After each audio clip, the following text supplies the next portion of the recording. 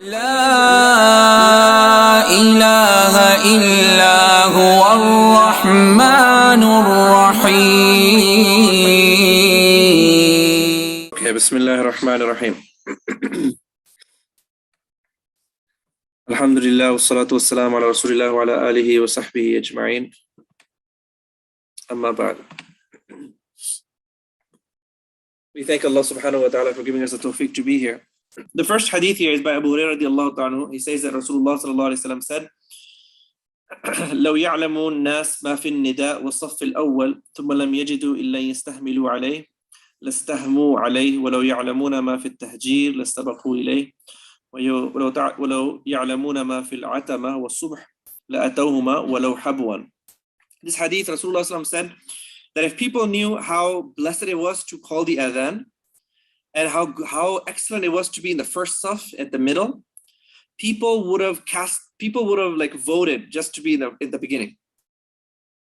Like, meaning it's so rewarding to call the adhan that people would have had to what? You'd have to like pick a number. You get it? We would have a competition here. That who's gonna call the adhan? We'll say we have to pick a number because everybody wants to call the adhan. Is it like that? Yes, it should be like that. Okay.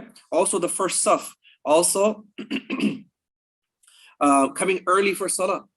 Coming early, and also when you come in the masjid, you have to observe the rules. In the masjid, there's silence. You don't talk about the world. In the masjid, and everybody note this: whenever you come to the masjid, you don't talk about the world. You just do your istighfar. You say astaghfirullah. You do your tasbih. You sit down, and sometimes you can just sit in silence. You get reward for that. If you make intention of i'tikaf any time of the year, you get reward just sitting in the masjid. But you don't talk about worldly things. You don't engage on the phone unless there's like an important message or something. But you don't look at it. You don't distract yourself because you're in the house of. This is the house of Allah subhanahu wa ta'ala. You're like in His house. So imagine if you're acting wrong here, whose house are you acting wrong in? Allah subhanahu wa ta'ala's house.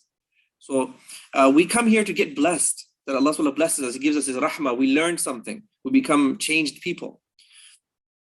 Then it says also, if you knew the importance of Fajr and Isha to go to the masjid, then people would have went walau, the hadith says habwan, even if you had to crawl.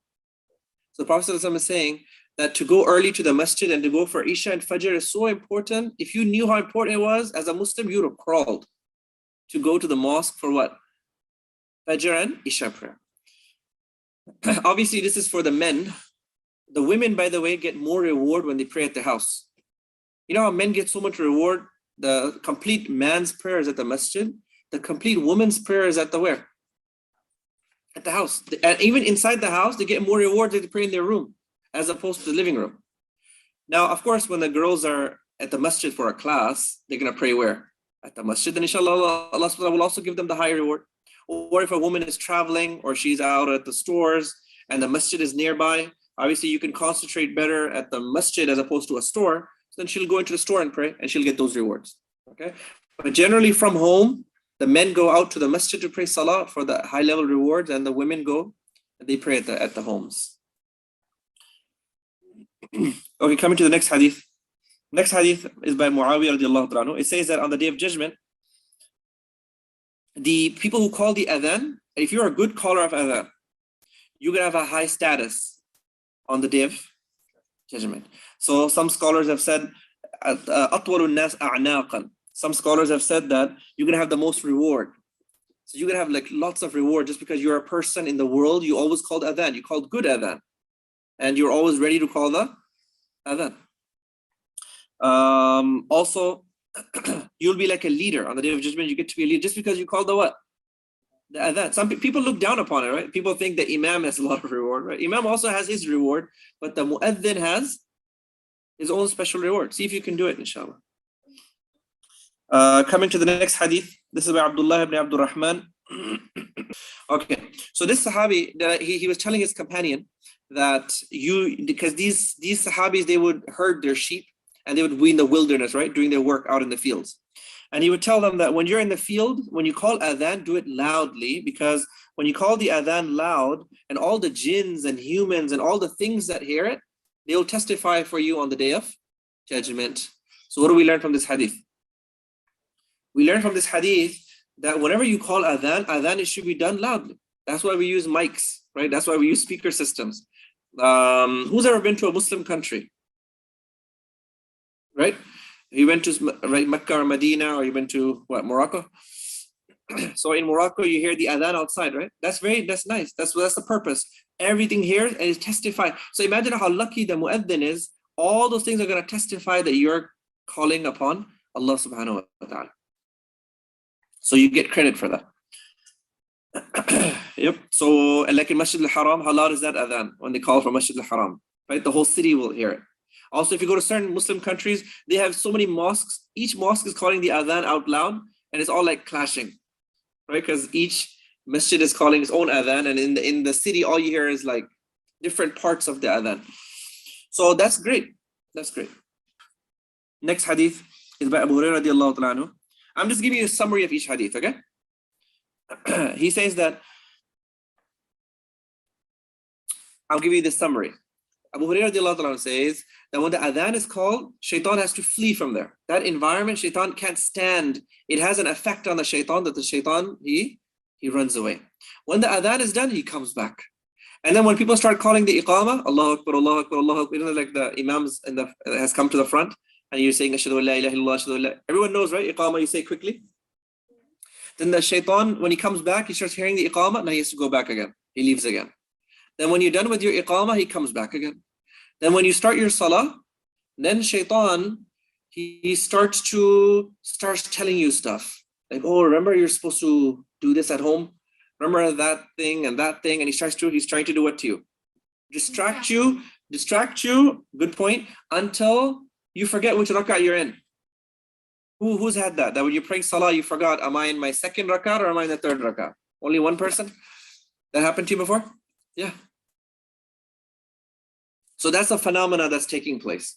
So we learn a lot of things from this hadith. That's the end of the hadith.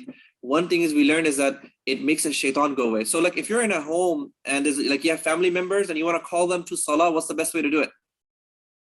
Just say the adhan. Why? Because the shaitan is gonna what?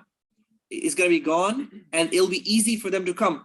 Also remember, when it's time for prayer, you should honor the salah. As soon as it's salah time, you should go for prayer. You know, nowadays we're not in Muslim countries, so you're not gonna hear the adhan. So right when you know this prayer time has come in, you should honor that. There's actually a high reward that as soon as the prayer comes in, you go immediately to pray salah. There's a higher reward for that. As opposed to, yeah, I'm coming, I'll come later. You keep delaying it. It's like only like 20 minutes left. And now you're like rushing to go pray. That's like the least reward. The most reward is at the beginning, right? When the time enters. We'll do it, inshallah. Okay. Also, sometimes, you know, when people are possessed with jinns, they also call the azan on them because that helps to take that jinn is a shaitan in a way. So it helps to take that jinn out.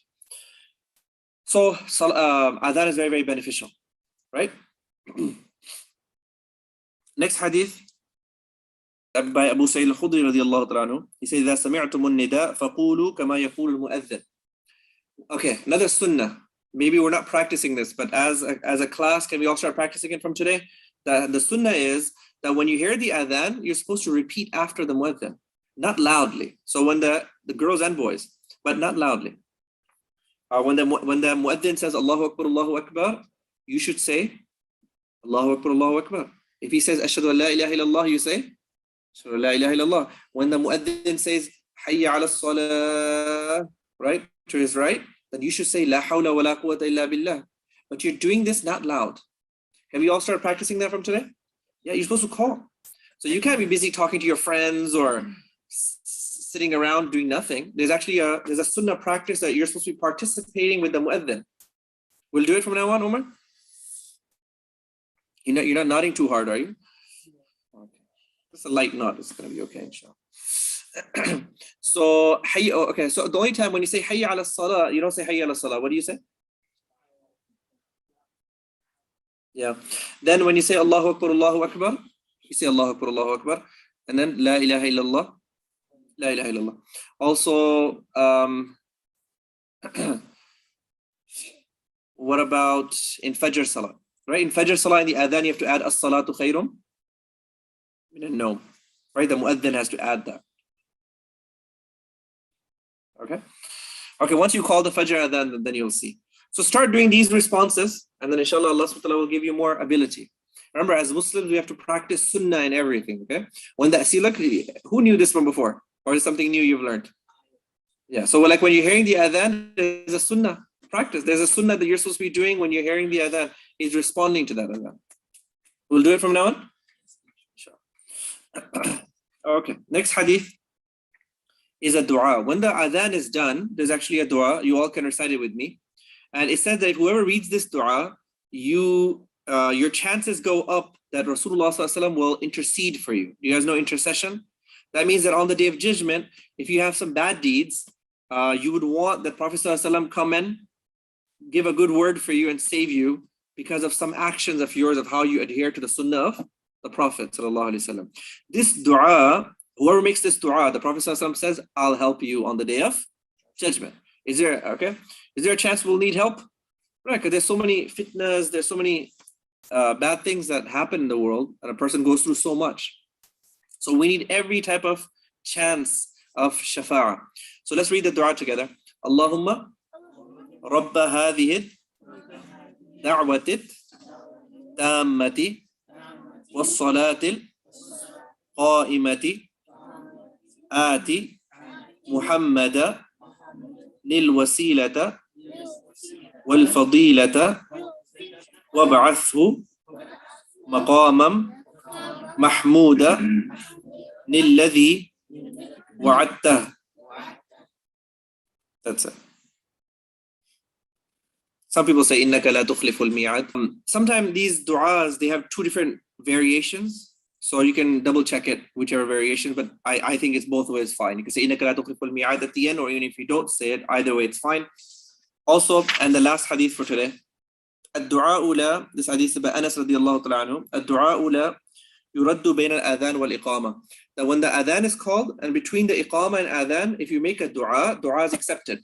Look guys, right, there's a lot of times that du'as are accepted. One of the times that du'as are accepted is right between adhan and dua. Usually over here, we're always in a rush. We call the adhan and we call the iqama really quickly, right after each other. But if you go to mosques in the world, you notice that between the adhan and iqama, there's some time, isn't there? Right? So you guys can take advantage. You can make a dua. You don't have to pick up your hands. You can pick up your hands if you like. Whether you pick up your hands or you don't pick up your hands, you may make that dua as a time of what? Acceptance. Because it's a time very dear to Allah subhanahu wa ta'ala. You can remember to do that? Yes, make a dua at that time. Allah subhanahu wa ta'ala help me with my Quran. Allah subhanahu wa ta'ala make following the sunnah and adab easy for me. Right?